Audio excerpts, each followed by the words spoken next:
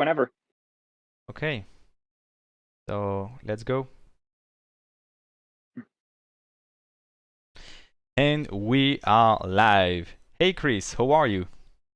Hey, good to be here. So Kris, you created this really nice short film Cyberkicks that we are going to watch in a really short time. Can you quickly introduce yourself to the motion designers community? Yeah, so my name's Kris Theorin. I'm a 3D artist. I primarily do various 3D short films in like commercials and my own projects for like Instagram and YouTube and things like that.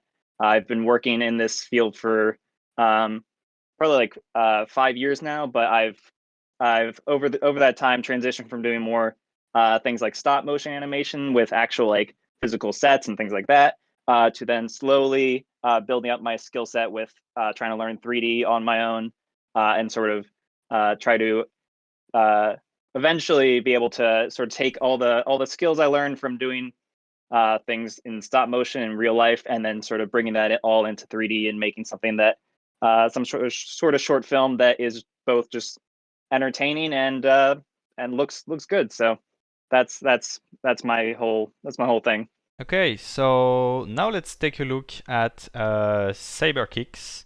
I also added the link in the description in case anyone wants to find the link. So yeah, keep your eyes open and have a really good time.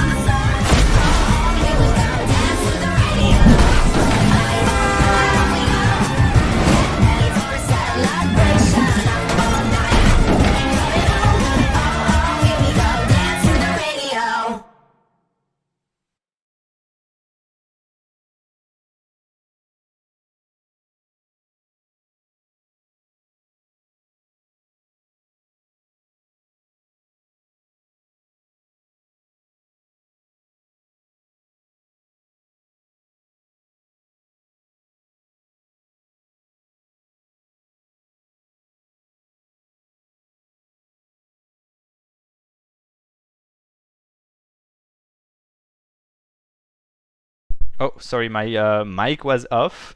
Um, I said that this film is really great, and I've read that you created it in 2 months alone and using motion capture technology. Can you let us know a bit more about what's behind this short film? Yeah, so the whole film, throughout the years, I've been trying to sort of create some sort of motion capture workflow using this consumer grade motion capture suit that I got from Noidum many years ago. And the whole challenge with this film was that the film itself is designed around all these like crazy like action parkour running around scenes. Um, but the motion capture suit is obviously it's a good suit, but it has its limitations where you can't be doing all these flips and running around and all that stuff because the suit will just freak out and you won't really get anything usable. So when I started this film, the whole the whole thing I had to figure out was how am I going to get these crazy like 15-second long one shot of this girl running through the city, jumping over cars, doing flips and things like that, and just having to do it like in this room just by myself in a little over 2 months. And so it really was a learning process for me, because this is the longest short film I've ever made that heavily features this sort of technology. And it certainly features the most crazy action sequences that I've had to do. And if anyone's ever worked with motion capture before, you'll know that doing things like standing around, looking around at things, a lot of stationary things are pretty easy to do. The suit is great at getting those sort of nuances, and it just looks good like right out of the box. But then doing those crazier things, it's a lot more difficult. So that's something I had to sort of figure out over the course of that 2 months in order to actually finish the film. Okay, people seems really surprised that you created it in 2 months. So does these 2 months are the production, or does it also include the pre-production, all the mood boarding and thinking and designing character side of things? Yeah, so it actually does. It includes basically all of this. I started the project around March like 12th of this year, and finished it whatever 2 months after that would be, a bit over 2 months. And that did include all the pre-production, sort of figuring out what the story would be, what sort of aesthetic I'm going for, and what the designs of characters and things like that. But the benefit of being like the only person on the production pretty much is that I'm able to sort of compress all the pre-production time down inside my head. Um, so things like the storyboards aren't detailed in any way. They're super rough. Only I could really understand them from looking at them. But as long as I know like what this shot's supposed to be, if it's a medium shot, a wide shot, and like what's sort of happening, then I'm good. And then things like mood boards as well. Like I had like a few ideas, and I made a few Pinterest boards to sort of get that cyberpunk aesthetic, but I never really went into detail and sort of fully fleshing it out in some sort of proper mood board that I could show someone else, because as long as I knew what was going on and what I sort of wanted to happen, it was all good. Um, and yeah, in order to complete the production in 2 months, which when I started out, I had no idea how long this might take, if it would even get done. 3D projects are just notoriously hard to do, especially by yourself, just because there's so much that has to go into it. Making mob. Oh, I think In order to sort of compress that time down, I wanted to utilize as much sort of pre-made assets as I could. Obviously, I made things like the characters and textures and all that stuff on my end, but then for things like the city and the cars, things like background elements that might not necessarily be the focus, and I already knew there were like some great assets online you can get. I just decided to purchase those and then sort of convert them into the sort of style I was going for, which is more realistic. So there's a bit of work on that end, sort of getting those shaders to look right, make everything pretty much super glossy, super wet, because that's sort of the cyberpunk aesthetic. Um, and then just being able to do that step of having pre-made background assets that I can then take and sort of arrange like Legos into this whole giant city set, and then just place the characters that I made into that set and have them all run around. It really made everything look great, and gave me some really usable sort of test frames really early on that sort of motivated me to keep going and to actually finish this whole project. So. okay. Can you let us know what tools did you use mostly on the project? What was the main 3D software, the renderer, and maybe the comp software that you used? Yeah, so I'm been using Cinema 4D for many years. It was like the first 3D software I got into, just because it's the most user-friendly of the software that I've seen. It's very approachable and sort of more intuitive to figure out. Not that there are other software that are also that aren't also pretty simple to learn, but Cinema 4D just has some tools and a lot of pre-made sort of workflows that I found to be more appealing. Um, So that was my main software that I worked in. But what really made this project possible was using Redshift to do all the rendering of characters and backgrounds and things like that. Mainly because of how it just deals with a lot of stuff. Redshift is great, unlike a few other renderers I've worked with, at sort of dealing with millions of polygons, a bunch of assets. So when I have these like giant city scenes with all these buildings copy and pasted all over the place, I found that Redshift deals with that great. It doesn't crash because it's able to sort of utilize other parts of the computer that things like Octane render might not be able to do. And I've worked with Octane in the past, and I've tried to do other short films that have like a similar scope in terms of having these big environments, a lot of assets and things like that. And it just kind of crashes. It just can't. I'm not great at optimizing a scene in any way, so whenever I try to do things like that in things that aren't Redshift, it just kind of freezes up my computer and doesn't really render. So being able to do this in Redshift for the first time, a project on this scope for the first time, was great, and it didn't crash. Some frames definitely took a long time to render, but there was hardly any like technical hiccups, which was great news because I was really expecting something to be up with that. So, and then once all that was rendered, I then put it into After Effects, which is the compositing software I like to work with. I know there are probably more efficient ones like Nuke and things like that at the very least probably don't slow down as much as After Effects did on this one. Once I got all the shots in there with all the smoke and all the effects, it started to really chug by the end of it, and it got a little unusable, but that could just be my inexperience with actually doing as much compositing as I did on this one. And for the compositing step, it was really a lot of adding a lot of smoke in there, a lot of atmosphere, making it seem a bit less CG, and then of course adding like a whole bunch of lens flares all over the place whenever I could find a spot that wouldn't really detract from the thing as a whole. So That's really nice and really impressive work. We have some questions in the chat. Thank you everyone for being active, being there, and of course asking your question to Kris. You can of course use the chat at any moment. That's why we are live. So I will try to ask as much question as possible. So we have Hero Studio asking, how was the hair made? Is it Cinema 4D Classic hair? oh yeah. So the hair, this was the first time I actually worked with this was the default hair system inside Cinema 4D, which is great, but it was the first time that I've worked with it. So there was definitely a learning curve to try and figure that out, because hair, especially when you're running all around doing flips and stuff, it really doesn't want to play nice. And there's many times when she'd be running around or doing flips or doing like some sort of slide, where I would just turn off the hair physics completely, and for I'd say like at least 50% of the video, her hair just doesn't move. It's in a static block. Which is why I did choose that sort of shorter hairstyle where if I wanted to, I can turn the hair physics on and have her turn her head and it would all react realistically.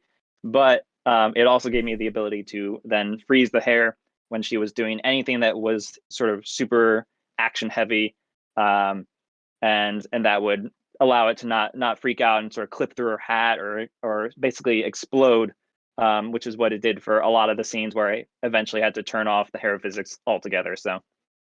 Okay. We have Michael. It's not a question, but he just wanted to say that this short is outstanding. It's a fantastic work, and it's the best thing you've seen in age. Thanks so much.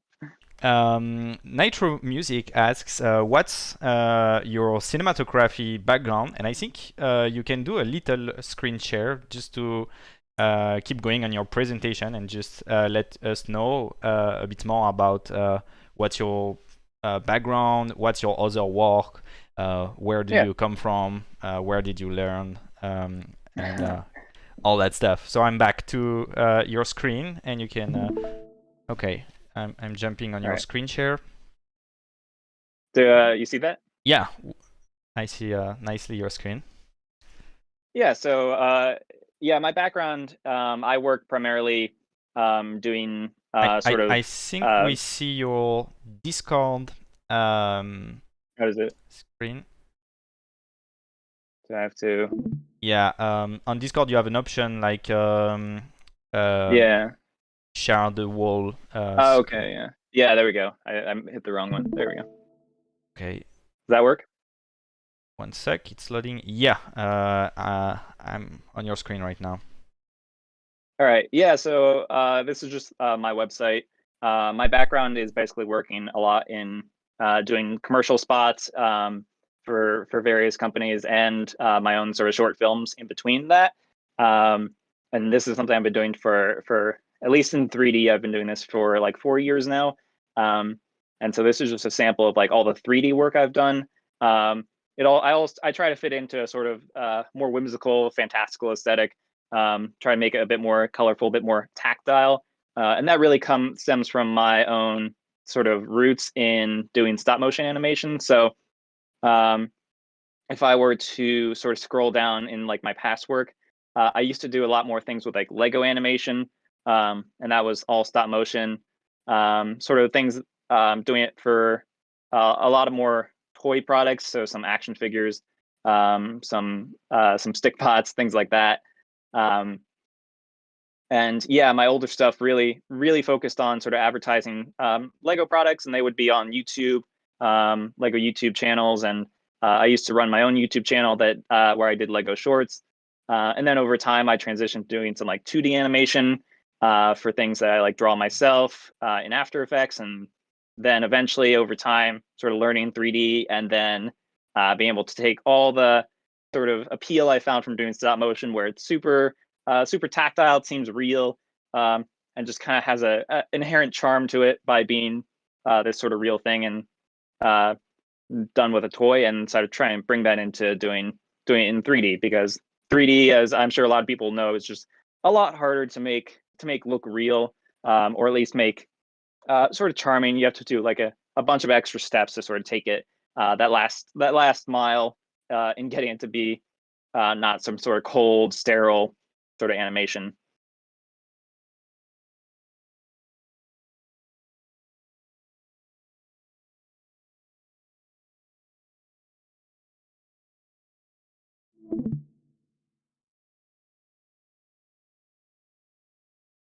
I think are you muted? Oh yeah, I need to work on the mute and demute management. So I said, everyone, if you want to follow Kris on social media, I've let in the chat the links about his website, Instagram, and ArtStation. We have more question in the chat. That's the one that we have at every live, but I think it's really an interesting one because it's about a new generation of people learning. It's your thoughts on Blender. My thoughts on Blender? Yeah. Yeah, I've messed around with Blender. I know last year I took the time to sort of sit down and try to and go through a donut tutorial to try and learn sort of how it all works, because there's a lot of things I do find super appealing about the software. Um, Mainly the fact that it has sort of the real-time renderer, and then the sort of the cycles renderer that you can then use. So when you're like lighting up a shot, you can view it in sort of this real-time way. And then when you want it to look super nice, you can just click the button and it goes over to being rendered in the proper super slow way, but it looks a lot better. And then just the community of Blender, I found to be, there's just so much out there in terms of resources and things people are selling and little plugins that you can just do. And the software itself, they update it like every month. They add new things, so I always sort of just keep an eye on that, see what's going on there. Like a lot of people have said before, though, Blender has a bit more of a learning curve. There's sort of just a lot more sort of shortcuts to learn, and sort of workflows that might be a bit different for people to learn. So in the end, I'm still just sticking to Cinema 4D, just because that's sort of what I have my whole workflow based off of. And I've sort of, and doing things like motion capture and things I find to be a bit easier. There's a few more tools that are in Cinema 4D. So, but I think Blender, if I didn't use Cinema 4D, would probably be my next go-to over things like Maya and 3ds Max and things like that. So Okay, thank you very much for answering this question. Another one that is really coming soon, but it's always super great to have everyone's take is about rendering. Someone is asking if you have an opinion about Arnold, and I think Arnold GPU versus Redshift. I don't have as much experience with that. I've used Arnold Renderer once before in the past when I did a project in Maya, but that was before the days of the Arnold GPU rendering. So I had to use it completely on the CPU, and it was definitely a bit slower, obviously. But the fact that Arnold at least comes with things like Maya right out of the box, I think is something that's nice. I can't speak to if the GPU version of it is something that's integrated into Maya these days, but I just all around I love the fact that all the renderers are sort of switching to GPUs, which is so much faster. But I do think, at least from what I've heard, Redshift is still one of the fastest GPU renderers out there, which is a big appeal to me. But I think they're all almost pretty comparable at this point. Okay, thank you very much for answering the question. Another one is from Reshoka. He says that he's a Cinema 4D user, and to create such project like your Cyberkick short film, he faced a lot of crash while working and rendering. And he wanted to ask how many crash did you experience, or how many issues did you face while creating this movie? Huh. I will say it was a lot less than I thought I would. I've started many 3D projects before that, for one reason or another, start to just crumble by the end of it, either because I'm terrible at optimizing a scene or something else. A lot of the times I just have to do a lot of band-aids over top of everything to make it sort of usable. But for this one, there weren't a lot of like crazy just software crashes where Cinema 4D would just stop working and then just quit, and I would lose everything. There wasn't that much of that, which was great news for me. The biggest issue I just ran into was that I didn't expect really was for the scenes that took place in like the giant city set where you can see like all the buildings going to the background. There's cars going by, and it's just a long 15-second shot of her running through all this. Anytime I showed like the entire city, the shots would go from taking like 4 minutes to render on like all the GPUs I have to taking upwards of like 20 minutes per render, which was just unexpected to me.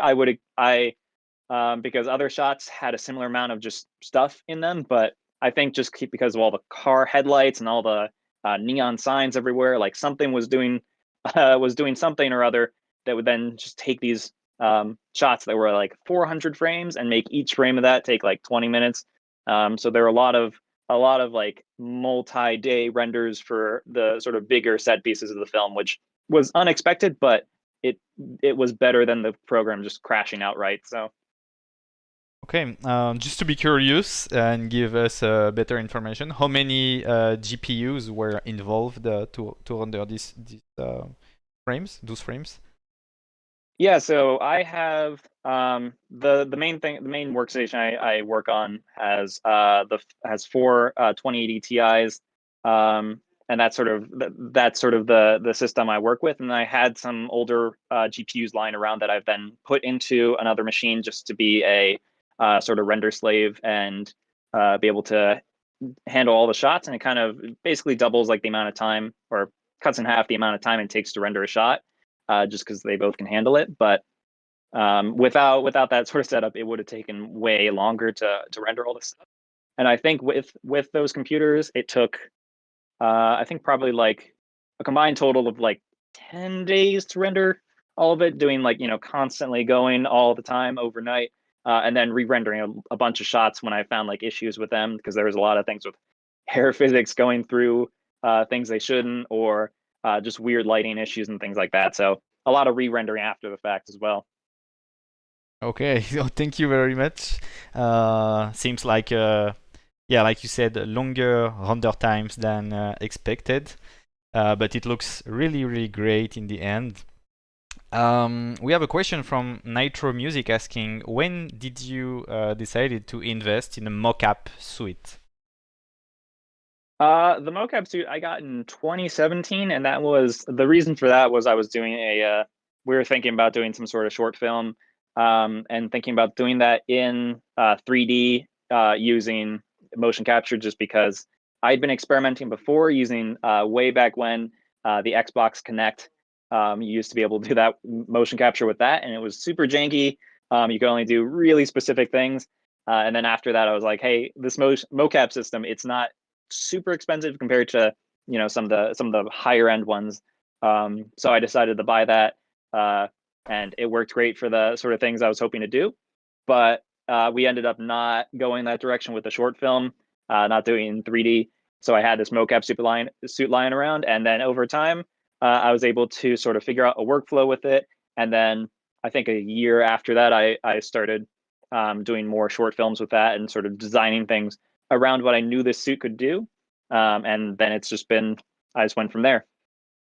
Okay, that's a more personal question, but what's the amount of work you have to do after a motion capture?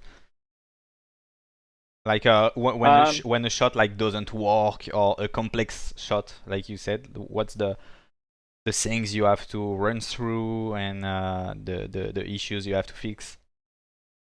Yeah, I mean, with mocap, especially like the cheaper you get with the suits, there's a lot more cleanup you have to do. A lot of the time, it's with the feet. The feet will just be sliding all around the scene. Well, not all around, but the feet will not be locked to the floor like you might normally have for animation, or if you had like a more expensive mocap thing. And since this short film, there were so many shots of shoes on the floor and running around and things like that. There would be a lot of extra animation I have to do on top of that. So I would have to like take the foot and then just stick it to the floor, so that it just couldn't move. Otherwise, when we had like a close up of the shoe, it'd just be sliding around ever so slightly, and it would obviously look not that great. But a lot of the general cleanup I did on these things was basically just performance adjustments, where if she had to be looking like more to the left, or the arm just sort of it did, or the arms like going through her body, just because there's always some issues like that with motion capture. I would just have to adjust that and sort of make it look a bit more natural. Okay, we have more question. We have Ranim asking um, if you have some tips to speed up the ZBrush sculpting skills. So if you have some advices to progress the best way and as fast as possible, could be tutorials, could be any tips for a beginner that wants to progress on ZBrush. Um, Yeah, I mean, I would not call myself in any way like a professional ZBrush artist. I'm pretty beginner as is, but I yeah, it definitely is a harder program to learn. I ended up I just followed one ZBrush course I found online, and there are many out there for just creating characters. I can't remember what the specific one I followed was, but just being able to sort of find one series that just takes you from start to finish in creating a character, I find should just be really helpful, because they'll go through all the sort of tips and tricks you need to know to sort of do that workflow, because ZBrush is anything but intuitive. Um, but for this project specifically, what I found to really speed up the workflow was not being afraid to sort of utilize base meshes, so meshes that are already where the basic forms are already laid out, and you got like a vague face and like arms, legs. That's all sort of put together, and then you get to go in and then sculpt on top of that, and sort of twist it and mold it to like what you want.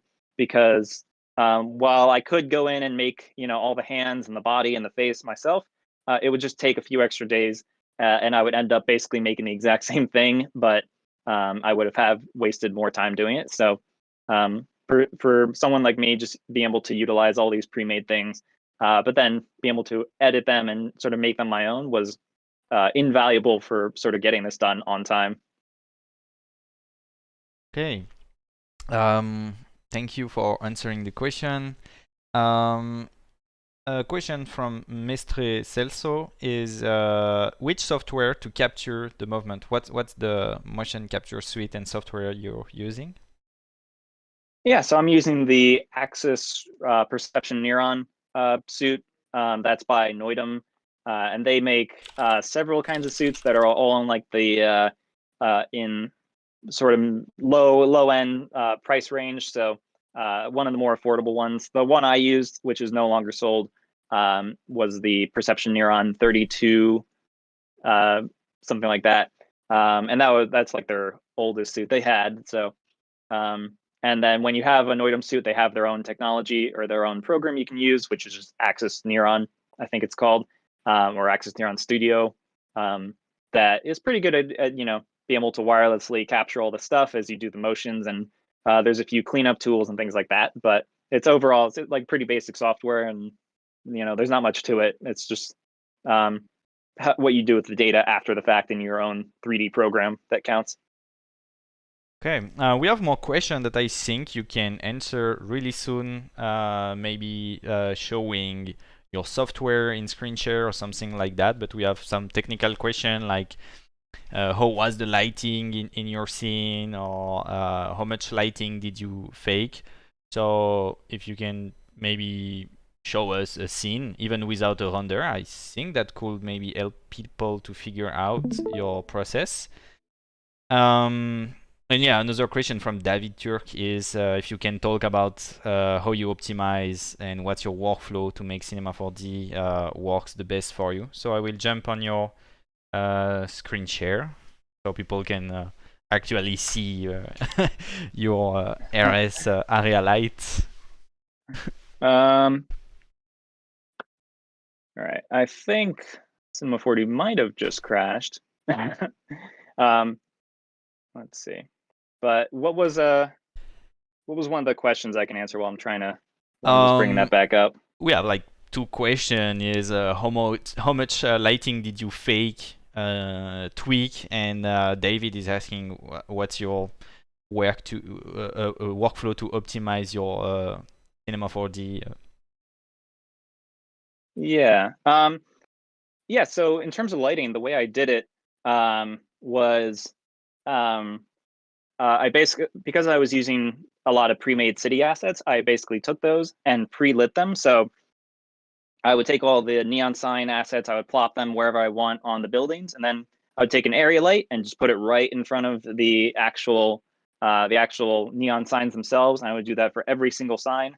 And then make it so it's volumetric. It had, it glows, things like that, and that all the lights were sort of balanced for the scene, so that they wouldn't, draw too much attention to themselves.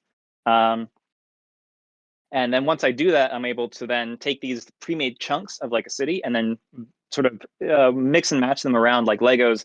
And when I went into the render, it was all basically lit how I wanted it to be because I already did that beforehand. So that made it a lot easier.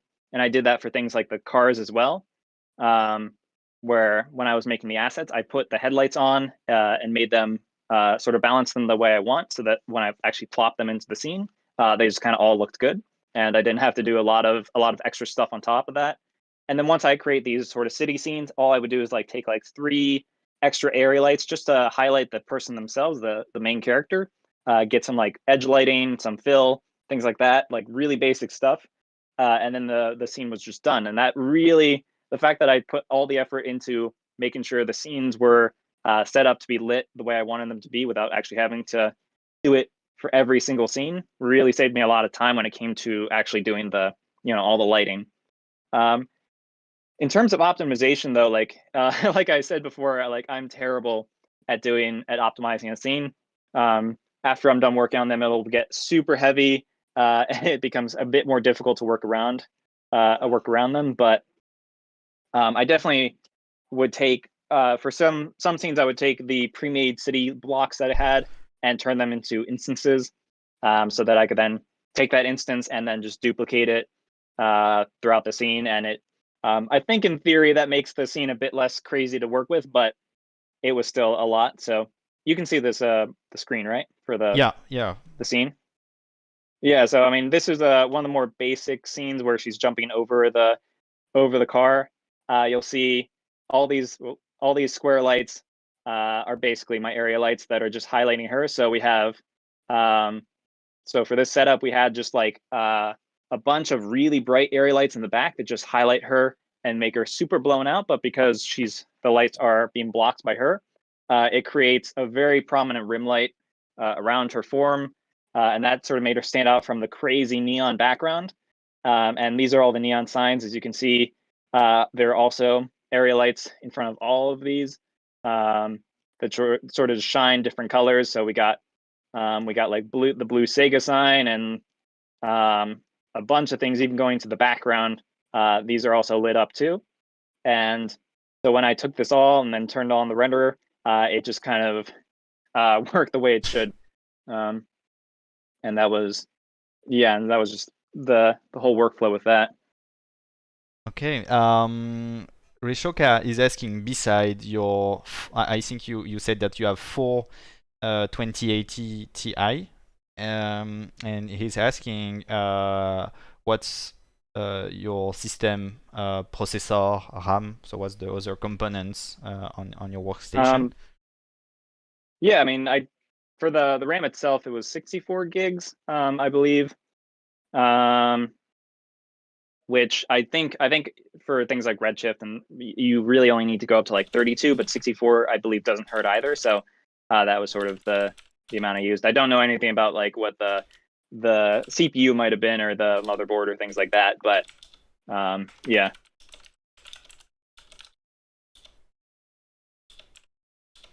So yeah, that's also a personal question about Redshift.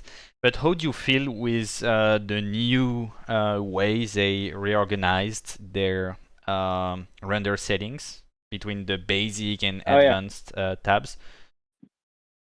I mean, I will go back to basically the way they did it whenever. I've already had all my scenes set up so that they default to using the more advanced settings, just because it gives me a lot more control. But I do find for beginners who would go into Redshift, that is like a great thing they did. Turning on certain things so that they're always just on by default. Because when I was learning Redshift, you'd always have to, every time I start a scene, I have to go to certain settings and turn them back on and set all the stuff. And now, because they changed all that, it's basically just set up the way anyone should set it up, and it'll look even better out of the box as opposed to old Redshift, which was a bit more, without turning on certain settings, it would definitely look a lot worse than after you turn on things like global illumination and better samples and stuff like that. So okay, thanks. Yeah, it's really great to see how it looks inside your software. I think a lot of people can enjoy what they see. And of course, if in the chat you have more questions coming in mind, feel free to ask them. We have another question. I think you already sort of answered that one. Is Jack Ran asking if you already tried Arnold GPU? yeah, no, I haven't messed around with the Arnold GPU.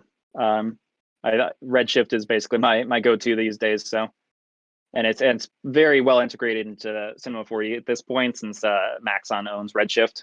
So that'll be my go-to thing for quite a while, I think. Okay, and it's not Cinema 4D related, but maybe more post-production. But do you have some tool suite or some plugins that you like to use on After Effects, or is it mainly simple color correction and optical flares? Yeah, I mean, optical flares is basically the main one by Video Copilot. Been using that one for many years. And then for this project, at least, and most of my stuff, it's not really any. There's not really any specialized plugins I use outside of just optical flares, and maybe a few Red Giant plugins like their optical glow plugin, which just creates a very natural sort of glow effect in After Effects that I find to be very good if I need to add an extra glow in compositing. So I use that all the time in this film using on like her shoes and her headphones so that they would glow even better than they did in the render.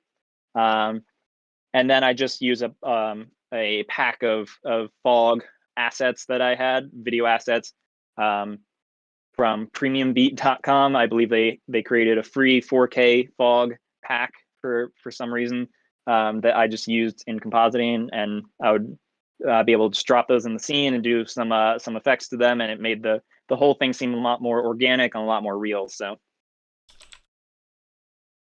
we have more questions, and this one is really interesting. Thanks, Sajil, for asking.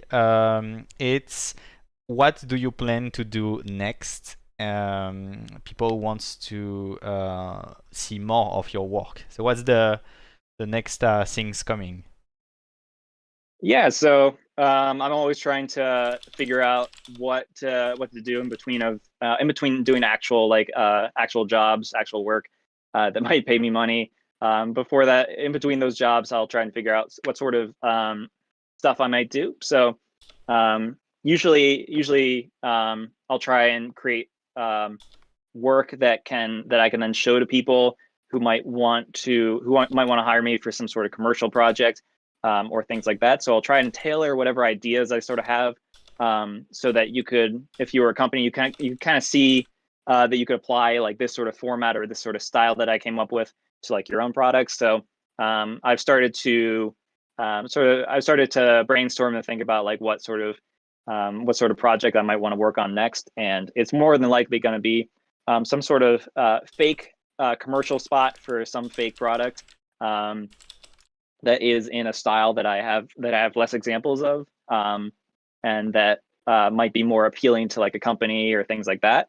And that'll be a lot easier than this one, which was more of a passion project as opposed to something I could actually see myself doing commercially. But this will be a lot shorter, like more like a 30-second sort of thing that I'll just sort of post on Instagram and share around. And it'll definitely be a bit more of a relaxing process than having to create this whole epic environment with all sorts of flips and parkour tricks. Okay, seems really exciting, and I invite everyone to take a look at your social medias to keep updated with what you're doing. And I think you also post a lot on the Redshift render community group. Yeah. And I didn't saw that one in our group, but I hope you will also post it in the motion designers community. Yeah, absolutely. Yeah, that was the advertising moment, but we always love to see really nice work in the community, in the Facebook group or the Discord.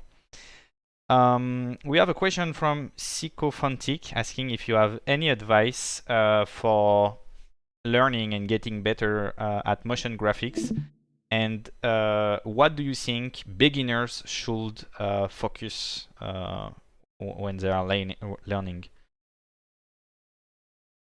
For motion graphics. Yeah, the question is motion graphics oriented. Yeah, I mean, I guess it would depend on what sort of encompasses motion graphics. In terms of, I'm definitely a lot less experienced when it comes to more traditional motion graphics, where it's like a lot of fun designery elements, like that are a bit more abstract. But in terms of doing things that are more like 3D, more like this project I did in Cinema 4D or Blender, I mean, don't know if I have like one sort of tip that might make that whole process easier, but I definitely know at least tutorial wise for each program, and especially programs like Blender, which if anyone's looking to get into 3D, that would be basically the program to go with, just because it's free and it's getting better all the time and a lot easier to use. I know for things like that, there are just so many tutorials out there. Like there's like the classic one is the donut tutorial for Blender, that just goes through every aspect every beginner aspect you might want to think of, for creating something as simple as like a donut where you have this, where you're making the sprinkles and you make the cream on top of it, and you sort of make the materials to make it look realistic, and then you light it. And it's a good simple way of just sort of introducing you to every single concept of 3D, which is something I wish I had followed back like in 2015 or something like that, when I started to try and figure out the whole workflow on my own by using random tutorials I just plucked out of YouTube that weren't really connected to each other, and then sort of just taught me one very narrow part of the process, and I had to sort of figure out how that all sort of worked together myself. And that definitely that was definitely a big uphill battle over many years. But if you're able to find just one multi-part series on YouTube that goes through all of that and just sort of connects it all together and makes it very approachable, then I highly recommend going with that. Okay, yeah, thanks for this advice.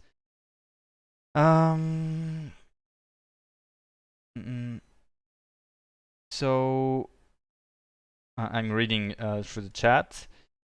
And yeah, another question, but I think you already answered that one. So I invite people who joined the live later to watch the replay. But the question is about the amount of how many assets did you created from scratch, and the pre-made assets that you used in the short film. Yeah. Yeah, I mean, for this one, being the only one who was actually working on the project, there were many pre-made assets that I then that I took and then altered and converted into my own style, and made sort of the shaders for them to make them look a bit more realistic. In terms of things I made purely from scratch, it was admittedly like very little that started out as nothing, and then I molded them and did the UVs and all that stuff. It was very little that I made purely from scratch, but it was a lot of sort of basically kit bashing a lot of assets that I got online. So for like the main character, while I did I made the design for her, and then I started with like a base mesh and ZBrush, and then altered that. I would then take like this headphone model that I got from one website, put that onto the character, sort of alter that. Then I would find like a bandana model, and sort of put that on there. And so in the end, the main character at least is made out of many, many different pieces of different models that I've then sort of coalesced into one thing. And then I'll make all the textures for her so she looks all cyberpunk and futuristic, and then take her into Cinema 4D, where I then make all the shaders and things like that. But yeah, so this whole project, it was a lot of kit bashing throughout, but that is, of course, not to sort of detract from all the work that still has to go into making the whole piece come together. And it's really just a great way to just save time all around, and make it not take like a year or 6 months to do. If I had to like make a whole city myself, or make even like a car myself. So. Okay, I'm answering in the chat, but maybe you have some inspiration or channels that you want to share. Someone is asking if you have any good resource to pick up for Cinema 4D. He said that he's coming from Autodesk softwares and a little bit of Houdini. So I suggested him, of course, the classic things like A-Design, Grayscale Gloria, CG Shortcuts, University, and of course, Motion Designers Community. But do you have some other channels or resources that you want to share for a Cinema 4D beginner or someone who wants to jump into Cinema 4D?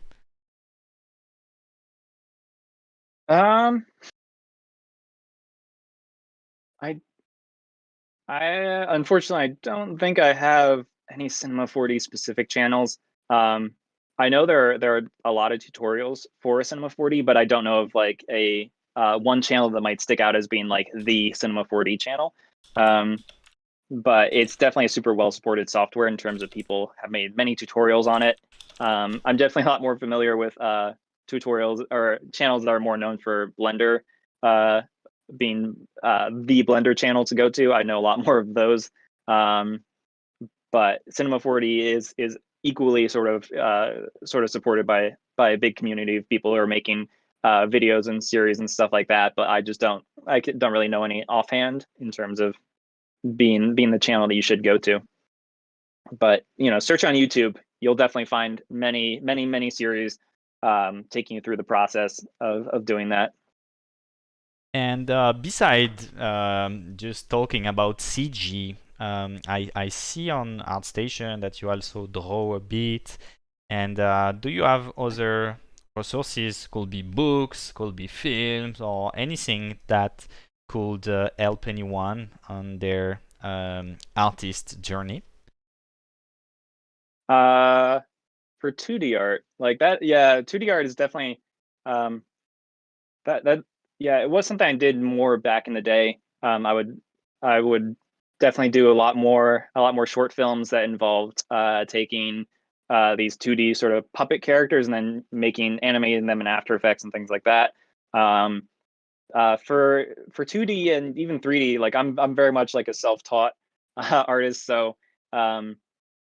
I don't have as many resources for sort of learning how to do like drawing something well. And I would not call myself I would definitely not call myself like a professional 2D artist. I would say in terms of my style in 2D art, I live in a very narrow range of of the kind of stuff I draw, where it's a lot more cartoony, a lot more sort of exaggerated features, big eyes and things like that. And that's partially because I never really like found a book or watched like some sort of videos on like how to go about this. It's really just sort of the same art I've been sort of drawing for all my life. And so it's not the most helpful thing, but luckily in 3D it's a lot different, and my style's definitely a bit more varied than it would be when I do my 2D short films.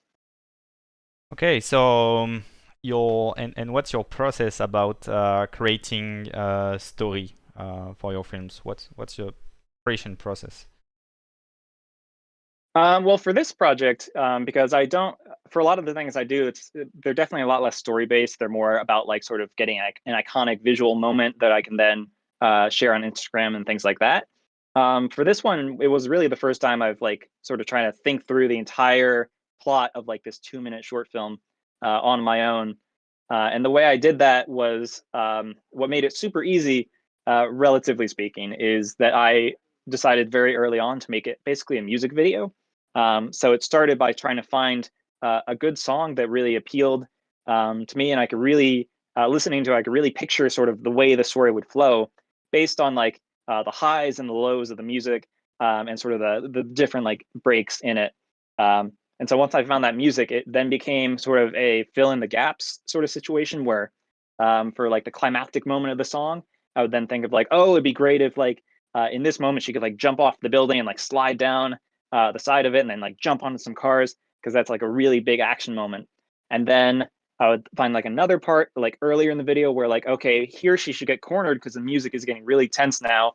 And this is when the cops should like be cornering her and she's going to get caught. And it's a big like moment of tension. And then basically I had to fill in the gaps between there. So like, how does she get from being cornered by cops to then being like on top of a building and then jumping off the side of it? I would then sort of fill that in piece by piece, like, oh, maybe she runs up the building. Okay, what's happening when she's going up that building? And things like that. And the whole video was basically just finding big moments that I wanted to do, big visuals that I thought would look really cool, and then sort of justifying all that after the fact. And filling in the gaps of the story so that she would naturally get from one place to another place. And it didn't seem like, it all seemed to flow together pretty well. And I did this all in the storyboarding process. So I would draw these super quick thumbnails that I then would time up to the music.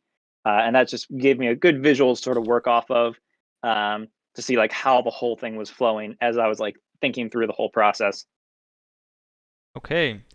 Thank you very much for all those explanation. We are going soon to the end of this live session. Anyone, if you have last question to ask in the chat, feel free to do it. Thanks again, Kris, for coming today to discuss about your short film, show your work, and a little bit of behind the scene. We really Yeah, thanks so much appreciate. for having me. That was really great, and I must say I was really impressed when I saw first your film, learning that you did it alone in 2 months. So I already said it offline, but congratulations for creating this piece of work. Thank you. So yeah, maybe we could end up with a last question from Sajil.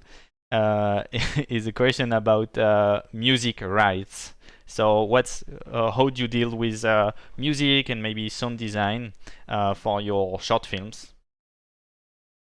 Yeah, so for music, I've used several websites before. All of them sort of they're royalty free, but obviously you have to pay for like a license to use them.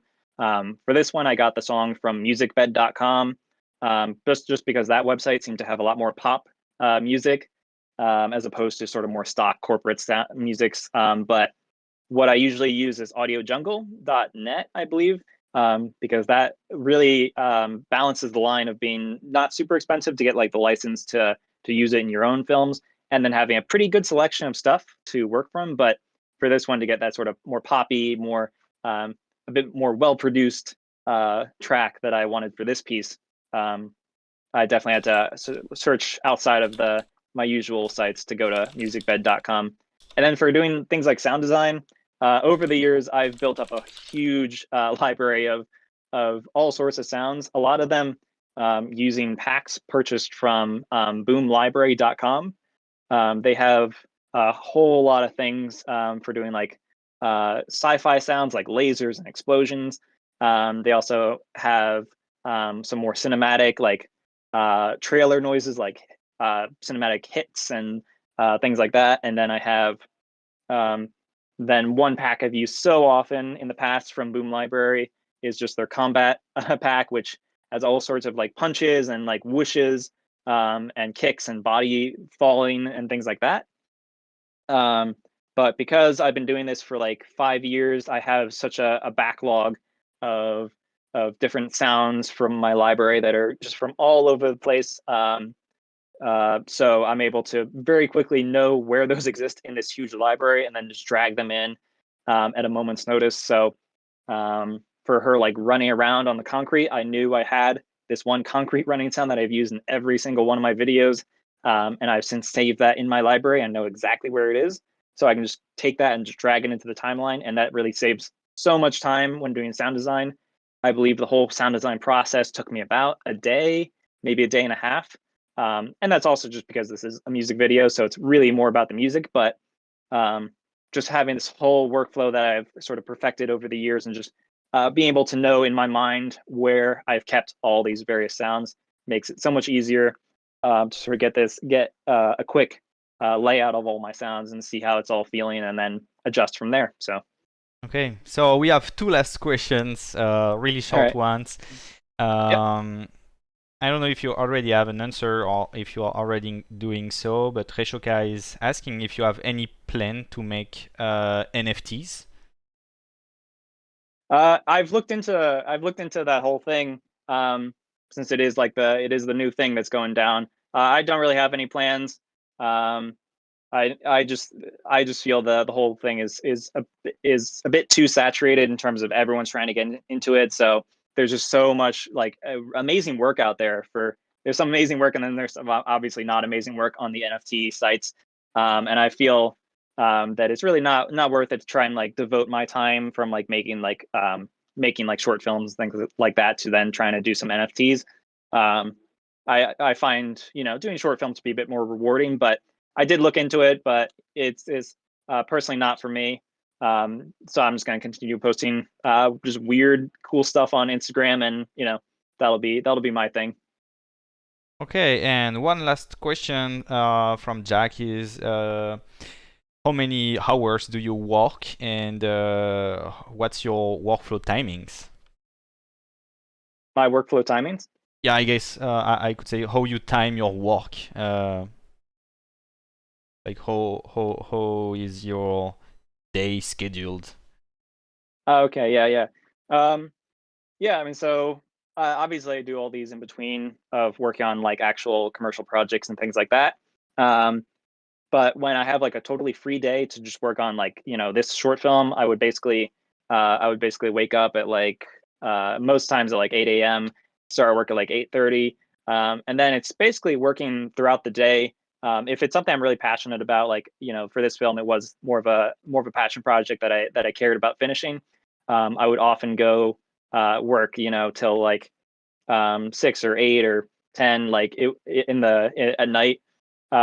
Just basically whenever if I still had sort of some sort of inspiration to keep going after the day was basically done, I would work then. But it's a lot of just working throughout the day, like 12, 15-hour days. But not to say I'm like just sitting in front of a computer staring into it for the whole day. I do take a lot of breaks and watch YouTube videos and things like that. So and it's definitely super difficult to sort of motivate yourself when it's like your own personal project. Um, when it's your own personal project, just because if you're working on that for like 2 months, after a while you do get kind of bored of it, and so being able to sort of push yourself forward is something that I've had to sort of work through, especially when doing 3D films. But what really motivated me was the idea that if I don't finish this in like a relatively quick amount of time, 2 months, if it had gone like to 4 months or to 6 months, um, there's a good chance it wouldn't have gotten done. I would get like some other work would come up, and then once work comes up, I have to work on that, and then this other then CyberKicks gets pushed into the background, and then eventually I just don't go back to it just because it's old at that point, and you know people lose interest. So just the idea that I could at any moment start get another job that I have to actually work on was something that motivated me. So some fear, but a lot of passion just for the project kept me going. So Okay, thank you very much for being there today. Thank you to everyone from the motion designers community coming to watch the live.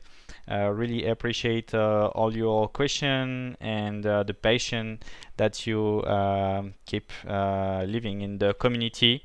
Thank you again, Kris, and we will follow closely your work because it's really awesome. See you. thank you.